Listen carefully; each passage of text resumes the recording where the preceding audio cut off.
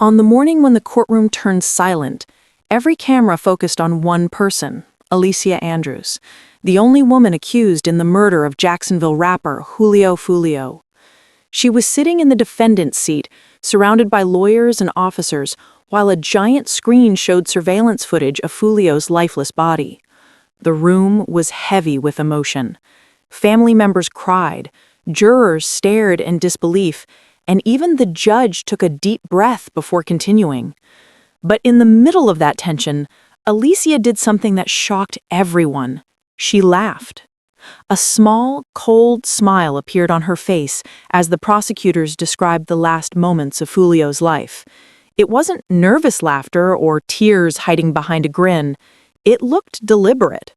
She even pulled out a small mirror, touched up her lipstick, and looked calm, as if she wasn't sitting on trial for her life. That moment went viral in minutes. The video spread across the internet, posted on hip-hop blogs and news outlets. People couldn't believe that a young woman accused of murder could show such little remorse while the evidence of a brutal killing was playing right in front of her. But behind that smirk was a long, twisted story, a story that started far from that courtroom, deep in the violent world of Jacksonville's rap scene, a place where rap lyrics, social media posts, and street beefs have turned into real bloodshed. To understand why Alicia was laughing that day, we need to go back to how she ended up there in the first place, and how a birthday party for Julio turned into a deadly setup. Julio Foolio, whose real name was Charles Andrew Jones III, was only 26 years old when he died. He was celebrating his birthday in Tampa, trying to relax away from the constant danger of Jacksonville. For years, he had been one of the most targeted rappers in the Florida drill scene, constantly dissing rivals from gangs like ATK and 1200 in his songs and on social media. Julio's name carried both fame and danger. He survived multiple attempts on his life, and his lyrics often mocked his enemies' dead friends. His songs were not just music. They were messages, warnings, and sometimes direct taunts to those who wanted him gone. On June 22, 2024, he posted his location online, inviting fans to a pool party and club celebration for his birthday. That one post changed everything. It gave his enemies exactly what they needed: his location, his timing, and his vulnerability. While Julio was enjoying his night in Tampa, another group was already moving toward him. 5 people from Jacksonville had been planning this hit for days. Their goal was clear: to find Julio and end his life. Among those 5 was Alicia Andrews, a 22-year-old woman with no criminal record, no known gang ties, and nothing in her past that suggested she belonged in this world of guns and street wars. She wasn't a gangster or a shooter, at least not by reputation. What brought her into this chaos was her relationship with a man named Isaiah Chance, a known member of ATK and 1200, Julio's rival gangs. Alicia was deeply involved with him, emotionally and romantically, and according to prosecutors, she followed him into something she could never escape. That night, surveillance cameras captured a silver Chevy Cruze leaving Jacksonville with Isaiah driving and Alicia in the passenger seat. They were not alone in this operation. Behind them was a black Chevy Impala carrying 3 masked shooters: Sean Gaithright, Rashad Murphy, and Davian Murphy. They were heavily armed and prepared. The prosecutors later described their movement as a military-style operation, with precision and planning that could only come from experience. The silver Cruze, driven by Isaiah and with Alicia riding shotgun, played a crucial role. They were the spotters, the eyes on Foolio. They tracked his every move, updating the shooters through phone calls and messages. Alicia was not just a passenger that night. She was the lookout, helping confirm where Foolio was partying, when he moved, and where he ended up staying. Later that night, Foolio's group left a strip club and headed to a hotel, the Home 2 Suites by Hilton in Tampa. It was already early morning by then, close to 4:30 a.m. They parked their cars outside, probably thinking the night was finally over, but the killers were already nearby. The silver Cruze made a pass near the hotel, circled the area, and then returned. It was at that moment, prosecutors say, that Alicia and Isaiah confirmed Foolio's exact location. Seconds later, 3 masked men jump out of the black Impala. They were armed with rifles and a modified Glock, each one fitted with brass catchers to avoid leaving shell casings behind. Then they opened fire, over 100 rounds in a matter of seconds. The sound of gunfire shattered the silence of the morning. The bullets tore through Foolio's car, hitting the windshield, doors, and hood. Inside the vehicle, Foolio was struck multiple times in his heart, lungs, and liver. He tried to survive, but the damage was too severe. His friend driving the car, Xavier Edwards, was hit too, but managed to drive away, crashing near the side of the hotel. 2 other people in nearby cars were also injured by stray bullets. In just a few seconds, the attack was over. The shooters fled, leaving Foolio lifeless in the passenger seat. He had been celebrating his birthday just hours earlier. Now, he was gone. After the hit, the suspects quickly scattered. The shooters hid the black Impala, while Alicia and Isaiah called an Uber and rode 3 hours back to Jacksonville, paying almost $200 for the trip.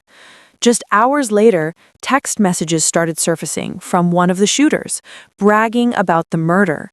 One message read, "My thirst is quenched. Pop a bottle of Don Julio today." It was a cruel reference to Foolio's name, mocking his death. These texts, combined with the videos and cell phone records, became key pieces of evidence in the investigation. The story only grew darker. Alicia, the same woman later caught laughing in court, reportedly threw away her phone 2 days after the murder.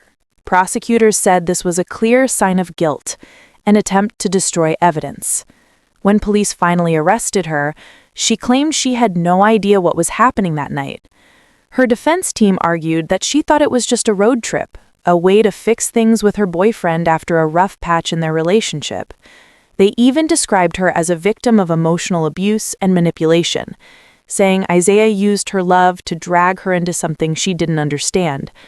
But the judge rejected that defense, ruling that Alicia had multiple chances to leave or report what was happening and didn't. The evidence showed she helped plan the trip, stayed in contact with the shooters, and was present at every critical point of the operation. To understand why this all happened, we have to talk about Jacksonville's gang war, one of the deadliest in modern rap history. For over a decade, 2 groups, 6 Block, also known as KTA, and ATK/1200, have been locked in a brutal feud. Foolio represented 6 Block, while Youngin Ace was the face of ATK. This wasn't just a rivalry in music, it was a street war with over 30 confirmed deaths. The 2 sides mocked each other in songs, named their dead rivals, and filmed music videos at grave sites. Foolio's track, When I See You, became infamous for calling out ATK members who had been killed. On the other side, Youngin Ace and his crew dropped Who I Smoke, a catchy song that named Foolio's fallen friends one by one. What started as music turned into real bloodshed, and social media became the battleground where death threats and insults went viral. Foolio wasn't just a rapper, he was a target. He had already survived several assassination attempts before the one that killed him. In one incident in 2023, he was shot in the leg but managed to drive himself to the hospital. He even rapped about surviving that shooting, saying he had spiritual protection. But no amount of confidence or music could save him in Tampa that night. The killers had been planning it for months, tracking him and waiting for the right time. When he posted his location for his birthday celebration, they saw their chance. The police worked fast after the murder. Using surveillance footage, phone data, and traffic cameras, they connected the dots. Within weeks, they arrested all 5 suspects. Alicia and Isaiah were taken into custody first, followed by Sean, Rashad, and Davian. The evidence against them was strong. Phone records showing constant communication, rental car details, gun traces, and social media posts celebrating the killing. prosecutors charged all 5 with first-degree premeditated murder, conspiracy to commit murder, and attempted murder for the 3 surviving victims. The 3 shooters faced the death penalty, while Alicia and Isaiah were facing life sentences. During Alicia's trial in late October 2025, the courtroom was packed. Reporters, Foolio's family, and even social media influencers showed up to witness the proceedings. The prosecution opened with a chilling statement describing the murder as a vortex of gunfire, planned down to the smallest detail. They showed videos from the hotel cameras, the Tesla's dashcam, and even traffic footage that placed the suspects' cars at the scene. When the footage of Foolio's body appeared on the screen, the entire room went silent. That's when Alicia laughed. Her reaction shocked not only the jury, but the entire internet. People started calling her heartless, saying she showed no emotion for the life lost. The prosecution pointed to that behavior as proof of guilt, claiming it revealed her true character. The defense tried to explain her reaction as nervousness. They said she was overwhelmed, young, and didn't know how to process the situation, but the jury wasn't convinced. Throughout the trial, Alicia appeared calm, often fixing her hair or makeup. She didn't cry, didn't look away, and didn't appear remorseful. Even when witnesses described Foolio's final moments, she stayed composed. It was as if she was watching someone else's story unfold, not her own. The trial also revealed disturbing details about the night of the murder. One of the shooters allegedly sent a message celebrating the hit just hours later. Another suspect reportedly posted a photo drinking Don Julio tequila, again mocking Foolio's name. It was cruel, calculated, and chilling.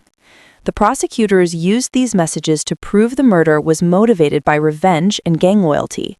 They argued that Alicia, by helping to track Foolio, was part of that revenge, whether she pulled the trigger or not. Under Florida law, anyone who helps plan or assist in a murder can be charged the same as the shooter. The prosecution emphasized that Alicia's role as lookout was just as important as pulling the trigger. Without her tracking Foolio's moves, the shooters wouldn't have known where to strike. Her defense team, however, fought back, saying she was manipulated by her boyfriend, that she was scared to say no, and that she had no control over what happened. They pointed out she had no criminal record, no gang tattoos, and no past in the streets. But the prosecutors reminded the court that she had several chances to stop. She could have left, called the police, or refused to go, but she didn't. As the trial continued, witnesses described Foolio's last hours.